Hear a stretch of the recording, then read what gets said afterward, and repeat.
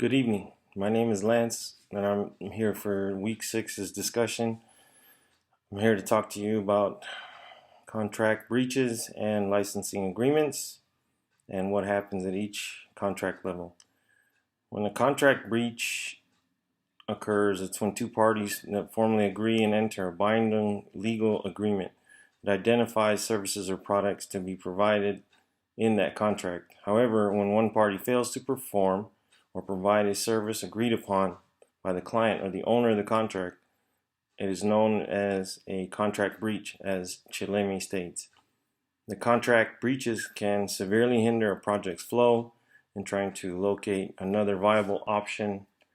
That is very time consuming.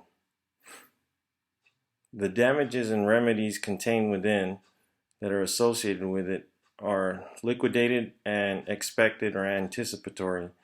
The liquidated breach is identified as a fair representation of losses in situations where actual damages are difficult to ascertain, as Kenton states. For example, when a design plan is being leaked to set a fair market value with correlation to the project, the anticipatory or expected breach is identified as one partner or that intends to or has failed to meet their contractual agreement, as Hayes states.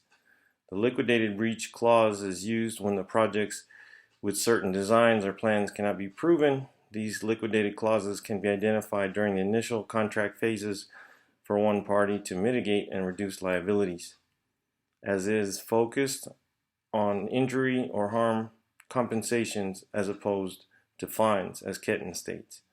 The anticipatory clauses are often used when one party's intent to breach a contract is identified.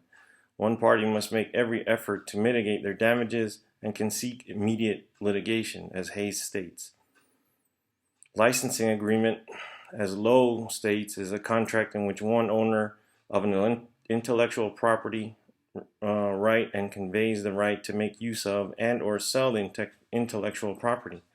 The licensing agreement protects the person's intellectual property from being stolen and sold as theirs for profit. It also stipulates financial inducements, but also the conditions for the use of the materials, as Lowe states. The licensing agreement preserves the developments, the inventions, and discoveries by people to benefit others, as Sevescu states, and it also fosters continual science and technology advancements. With the procurement process, the first step is to identify which company can provide the best service or products to meet the client's goals. This includes whether to procure, how, what, when, and how much, as Rendon states. The next solicitation planning is to identify what is required and the tentative processes. The third step is soliciting potential vendors or contractors for the project. The fourth is selecting the contractor or vendor who's eligible for the contract. The fifth step in this is contract administration to see if the vendor meets the contract requirements. And lastly, the owner must verify all project requirements that were successfully met and closing out any outstanding activities, as Rendon states. This concludes my week's post. Thank you.